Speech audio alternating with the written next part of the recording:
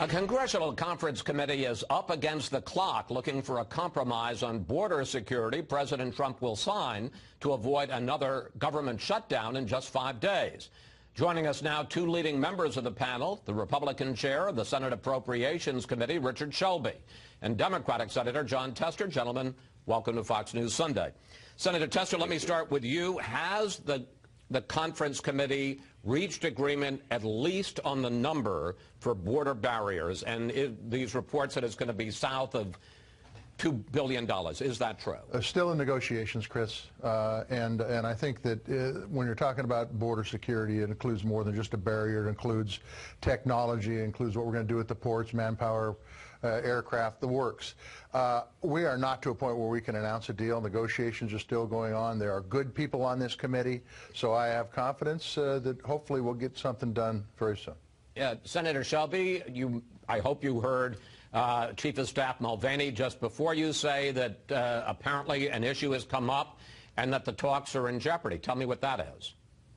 I think the talks are stalled right now. I'm hoping we can get off the dime later today or in the morning because time's ticking away. But we've got some problems with the Democrats dealing with ICE, that is, detaining criminals that come into the U.S. and they want to cap on them. We don't want to cap on that. We haven't, as Jon Tester said, we haven't reached a number on the barrier yet, but we're working and we're hoping we can get there. But we've got to get fluid again. We've got to start movement. I'm going to get to Senator Tester on this idea that the talks are stalled. But on this question of the number, you met with President Trump on Thursday and you came out and said that you were more optimistic than you had been. For the sake of this argument, for the sake of this discussion, if the number is $2 billion, substantially less than the $5.7 billion, did the president give you any assurance that he's willing to go along with that number to avoid another government shutdown?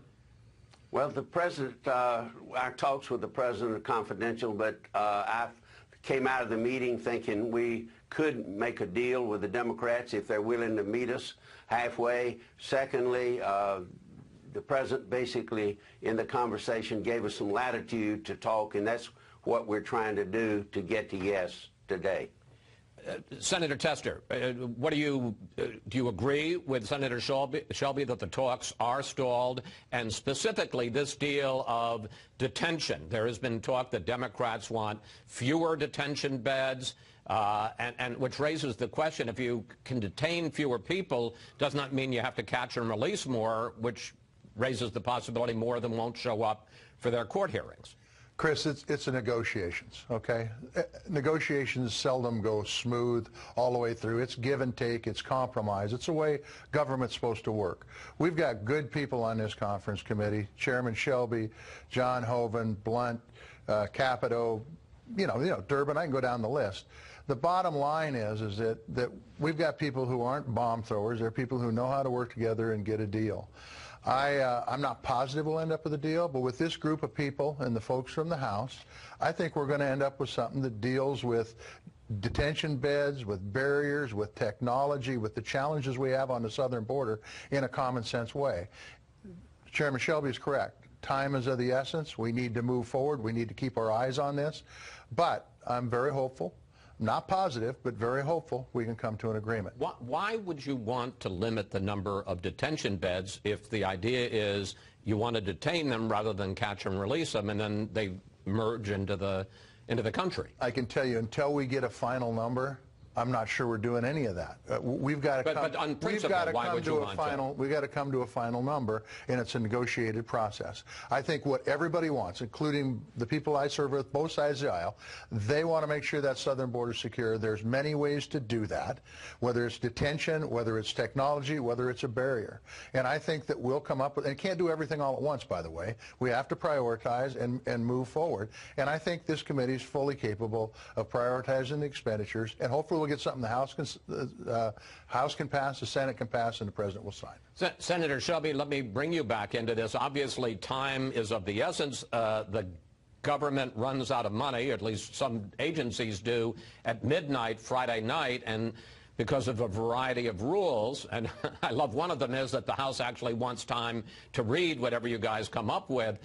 The thought has been that you have to make a deal, you have to announce something by tomorrow. Do you feel that's a deadline, and how confident are you that you can reach a deal by tomorrow? Chris, that is a deadline. I'm not confident we're going to get there. I'm hoping we'll get there. But the House has some leeway as far as they got rules, that's true. They can waive rules. Sometimes that's difficult. But I think the next 24, I said the other day it was 72 hours. I think the next 24 hours are crucial. We could close some deals, but they've got to be good to secure our borders. Well, let me just pursue that for you a second. You're saying, you know, it's got to be a good deal, obviously. What if you can't make a deal in 24 hours? Do you give up? Do you keep going? What happens? I don't think we ever give up, but the president will have some options. Perhaps we'll have some options. But short of a deal, they're not good options. Well, let me just pick up on that with you, Senator Shelby. I'll bring in Senator Tester in a moment. What is your attitude at this point towards a government shutdown? Is that just completely off the table? And there's been talk that there are a lot of Republicans, particularly in the Senate, who really don't like the idea of declaring a national emergency, despite what Mick Mulvaney said, fearing that it will set a precedent for a Democratic president. Well, shutting down the government should always be off the table. We would like it to be off the table. We've worked hard to fund the government. We're going to continue to work hard in these negotiations. But the specter of a shutdown is always out there. And what about national emergency? Well, I think the president has some powers under the Constitution and also under the statute. But I had rather we reach a legislative conclusion to this. That's our job. I'm going to do everything I can to do it. But we've got to do it both ways. It's got to be a double-edged sword here. You know, the interesting thing is, Senator Tester, there was quite a lot of optimism as recently as this weekend that you guys were going to have a deal, you're going to announce something. Yes, the president was going to have to eat considerably less money for a border barrier. How much trouble is this in right now? Well, I think Chairman Shelby put his finger on it. I mean, if we stay focused on getting a deal and we negotiate in good faith on border security, I think we'll end up with something that can work and keep the government open and give certainty for not only the public employees but for the safety of the country. And I think that's the bottom line. And nobody wants a shutdown. Nobody wants the president to use some kind of emergency powers. We just need to do our job, and we can do it. And look, every negotiation, almost every negotiation out there hits bumps in the roads. There are bumps in the road, but as long as we stay focused in a bipartisan way, bicameral way, to get this done, I'm hopeful we can get it done. Is it a done deal? No, it isn't. And we could end up in a train wreck, which happened before. But I don't think anybody has an appetite for a government shutdown, and I think everybody wants to make sure our borders are secure. Do you want to give me some odds on the idea that you get, is it 50-50, better, worse, that you're going to have a deal tomorrow? I'm a farmer. I never make the right decision when I'm selling my grain. I'm not a good poker player either. Okay. I'd say, Chris, yes? I'll say 50-50 we get a deal.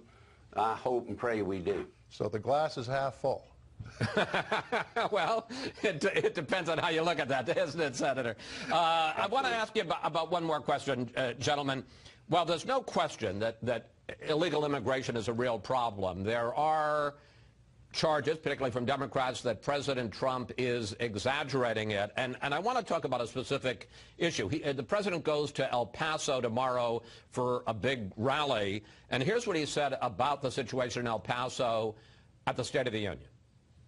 The border city of El Paso, Texas, used to have extremely high rates of violent crime. With a powerful barrier in place, El Paso is one of the safest cities in our country.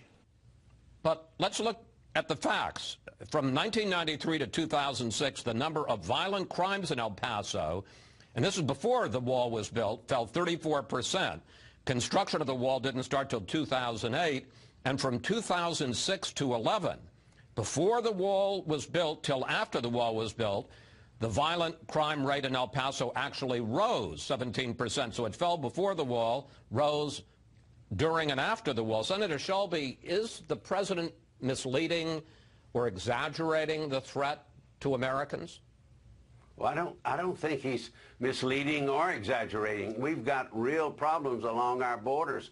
We've got millions of illegal immigrants in this country. We've had a lot of drug dealers, gangs, and everything come across that border. He's not exaggerating it. We've got to secure the border. We've made progress, but we can do better than this. I think we owe it to the American people.